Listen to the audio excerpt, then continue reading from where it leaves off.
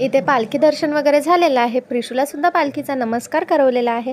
त्यानंतर सर्वजण पालखीची पूजा करतात आहे, पालखीच्या पाया पडतात आहे, पालखी खालून जातात आहे आणि त्यानंतर मिरवणूक पुढे जाणार. मिरवणुकीचा व्हिडिओ तर मी नाही शूट करू शकले कारण प्रिशूमुळे मी गेलेच नाही. पण तुम्ही बघताय ती किती छान सर्व गोष्टींचं निरीक्षण करते.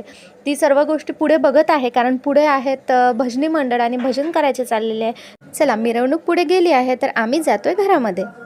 काय आहे जेजे बाप्पा केला आपण, विठ्ठल विठ्ठल केलं, पालखी घालून गेलो, नमस्कार केला सर्वांना.